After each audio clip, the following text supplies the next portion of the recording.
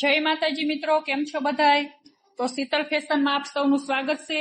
તો જો આ બ્લાઉઝ છે, આ બ્લાઉઝ મારું ગ્રાહક છે કે એને બીજે સીવડાવ્યું હતું, તો એમને જો પરફેક્ટ ફિટિંગ નથી આવ્યું, એના માટે એમને સ્લીવ્સ બહુ લાંબી પડે છે। તો આ સ્લીવ્સ ને આપણે ટૂંકી કરવાની છે, બ્લાઉઝની બાય છે એને આપણે ટૂંકી કરવાની છે। તો એમને આટલી સ્લીવ્સ રાખવાની છે, તો આટલી આપણે કટિંગ કરવાની છે। તો આજે તમને બતાવીશ કે આપણે સ્લીવ્સ લાંબી થઈ ગઈ હોય ને આપણી પાસે ટૂંકી કરવા માટે આવે તો કઈ રીતે ટૂંકી કરવી એમ તમે જોઈ શકો છો। આ સ્લીવ્સ ને આપણે ટૂંકી કરવાની છે।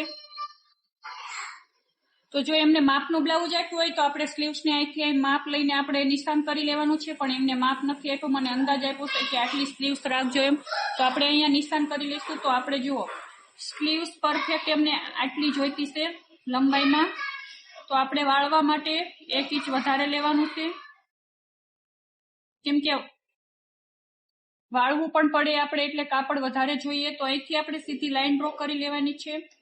સ્લીવ્સ આપણે આટલી જોતી છે અને આ માર્જિંગ માટે લીધું છે કે સિલાઈમાં જશે વાળવા માટે। તો આ સિલાઈ આપણે પેલા નથી ખોલવાની, જો તમે સિલાઈ પેલા ખોલશો તો બહુ વાર લાગશે, કેમ કે પાકી સિલાઈ હોય, આપણે પાછું મશીન મારેલું હોય અહીંયા, તો આપણી સિલાઈ ખોલતા બહુ ટાઈમ જશે, એટલે સિલાઈ આપણે પછી ખોલીશું। પેલા આપણે અહીંથી આમ કટિંગ કરી લઈશું એટલે સિલાઈ જલ્દી ખુલી જશે આપણી। તો આ રીતે આપણે સીધી લાઈન ડ્રો કરી લેવાની છે। તો આ રીતે આપણે ચોકથી નિશાન કરી લેવાનું છે પેલા, જો આ રીતે। હવે આપણે સ્લીવ્સ ને કટિંગ કરી લેવાની છે આ રીતે।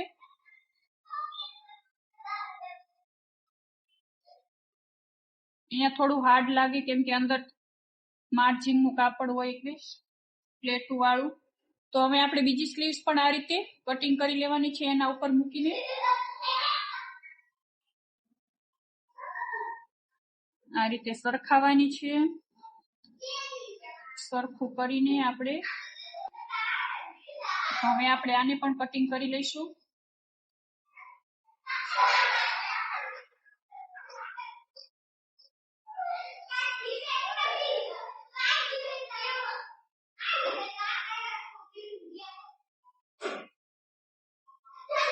જો આપણે બંનેનું કટિંગ થઈ ગયું છે,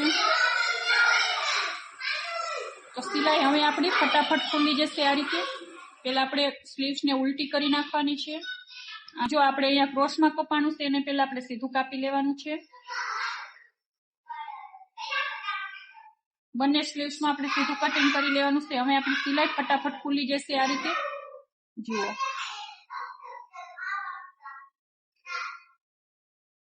કટિંગ થઈ જાય એટલે જલ્દી ખુલે, નહીતર તો આપણે સિલાઈ ખોલતા બહુ વાર લાગે છે। તો હવે આપણે સ્લીવ્સ ને વાળી દઈશું, ફોલ્ડ કરીને આપણે વાળવાની છે આ રીતે।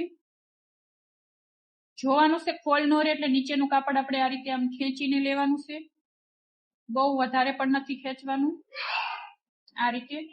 તો આપણે ફટાફટ હવે અહીંયા કિનારી ઉપર સિલાઈ લગાવી દઈએ।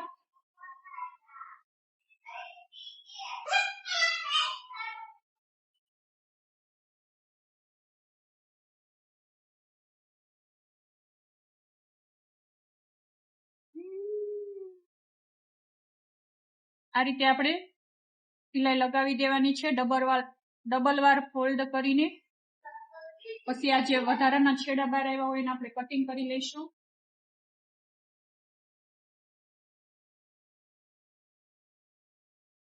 પછી જેમ હતું એમ આપણે અંદર આ રીતે છેડા અંદર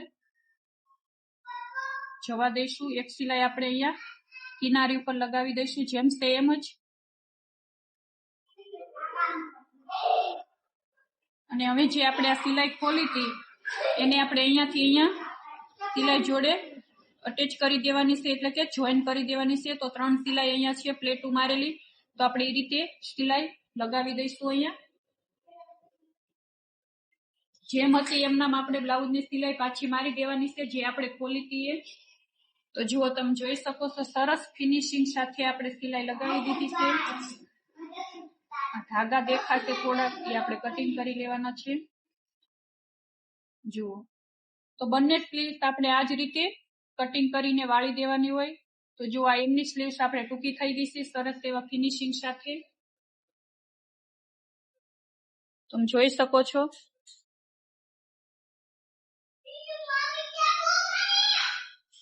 અંદર પણ સરસ એવું ફિનિશિંગ આવી ગયું છે આપણે.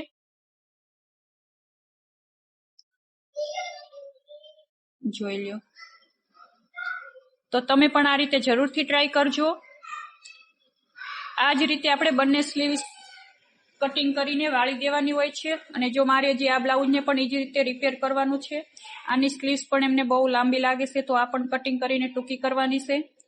તો તમને મારા વિડીયો ગમતા હોય તો લાઈક અને કમેન્ટ જરૂરથી કરજો. જય માતાજી.